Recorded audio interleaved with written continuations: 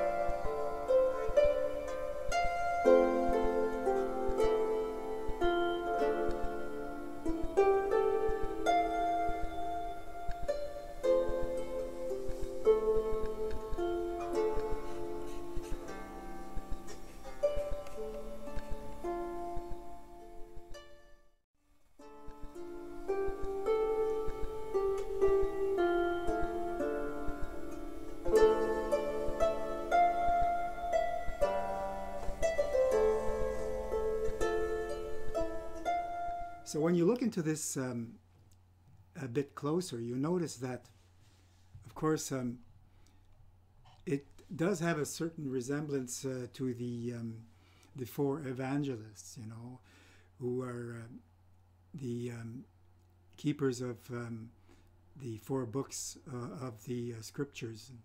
So many have believed that these were the folklorization or the mythological rendering of these four masters who would have been the four evangelists. And of course, it's the other way around, actually. It's the other way around. And this is what we'll see. So we'll have a look into it.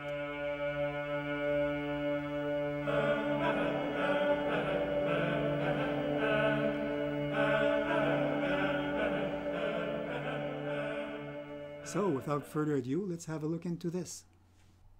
So the following is an exploration into the structure of the Monist theology and cosmological philosophy of the ancient Celtic Druids, focusing especially on the four lines attributed to the Four Masters. And again, for this endeavor is the need to gather Celtic material and then compare it to the related Indo-European data, whilst the focus on the fundamental primordial theme of master poet teachers found in the many Indo-European traditions comparable to those of the Celts, and much of the material gathered for this consists mainly of French documents and letters which I had collected over the decades and which needed translation. So the main sources for this study consist of Celtic scholars, letters which I had exchanged, and these were the distinguished linguist, of course, Joseph Monard, and Serj Pinault. He's an artist and an author, contributing author to Ialon, Clairière, the Celtic Druidical Studies Bulletin based in Britany, France. And so, in fact, it was Serj Pinault who first launched me on this endeavor, this theme of the four poets, which I thought, along with others, that of course this was a folk rendering of the four evangelists, as mentioned. And as I have also mentioned, this, of course, is absolutely not the case, because these four poets are found in most of the Indo-European stories, especially those of in the Vedic text, of course. It's also found in some of the Greek myths, and in the Vedic texts, they're known as the four Kumaras, and in the Greek texts, these are the four winds, the gods of the four winds, and Boreas being one of them, the northern wind, of course, very well known as for the land of the Hyperboreans, which is often mentioned in the text, and which are most often closely associated to the Germano-Celts, or the Celts and Germanics in particular. And of course, these parallel the Roman four senators, who an institution dates back to the Republican times of Rome.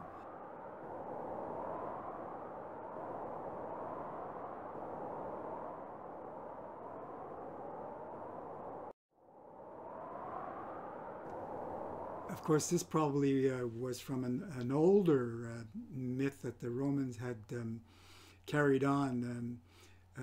The institution of the senators in Rome was very, very important.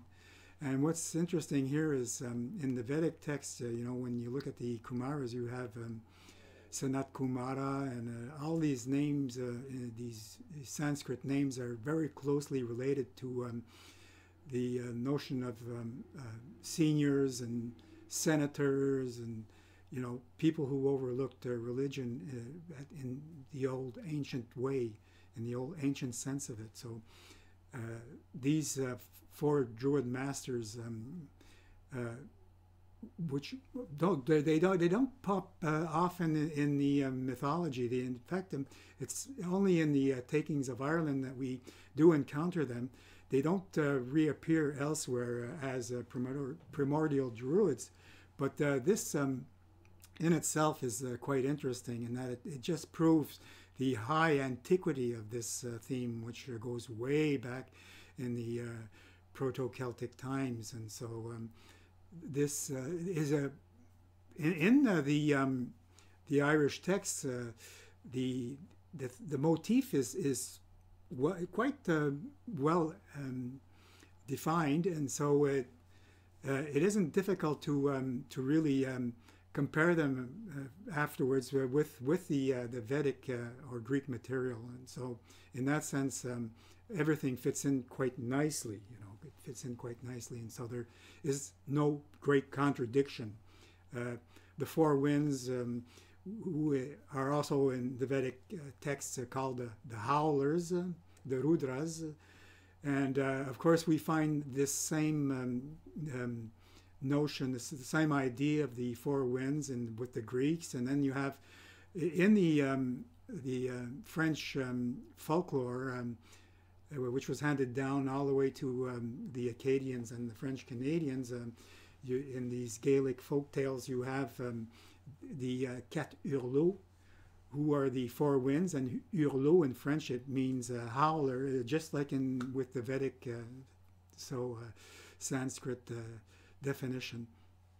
And in this way, we know that the ancient Gauls handed down their oral lore through the ages, through the centuries, and they ended up being folklorized after the Gallo-Romans were Christianized. So the Four Druid-Masters is quite a mystery in itself, and it's very little understood. So this is a secret, very well kept for any of those who could have, deciphered this and put the pieces of the puzzle together, which as always, it's always a good idea to turn back to the Indo-European origins of it, and as Jean Audry, the French linguist, very well explained, Indo-European mythology and Indo-European cosmology and the mindset is basically and almost strictly cosmic in origin.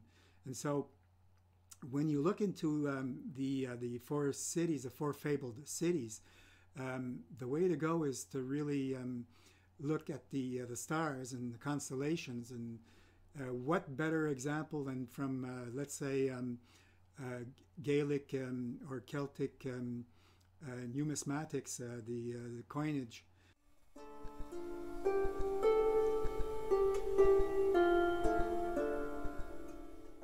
And in this coinage, we have quite often iconography that depicts the horse along with a square. So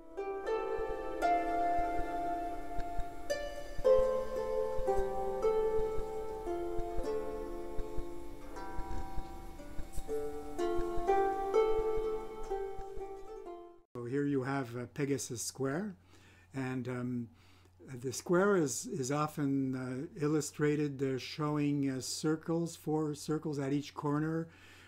As we know, the circles in Gaelic art always represent stars, especially in the coinage. And so this would be a good representation of the 4-cornered citadel of the Welsh legends and poems, especially the poems of Taliesin. And so you have the, let's say, if you look at it very closely, you have the theme of Caer, which includes Caer Arianrhod, the citadel or castle of Aranrhod, the northern crown. Then you have Caer Gwydion, the Milky Way or the galaxy. And you have, this is the castle of Gwydion, or the citadel of Gwydion. Then you have Lisdon, the palace of Don, Caer Eidionwyd, the castle of Eidionwyd.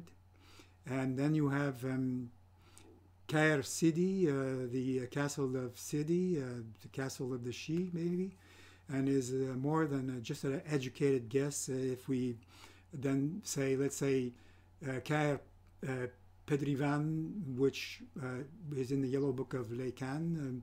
The 4 jewels of the Tuatha De Danann would correspond to this as, let's say, the 4 cities of the north, which would be Findias, which corresponds to Sira, the star, the alpha star of Andromeda. And then you have Murias, Sheat, the beta star of Pegasus. And then you have Gorias, Algenib, the gamma star of Pegasus. And then you have Phalias, Markab, the alpha star of Pegasus. So I hope you enjoyed this presentation, and I'm going to put the links to a full article which I have on academia.edu. In this article you have all of the the basic comparisons and the study for this comparison of the four Druid-Masters with the four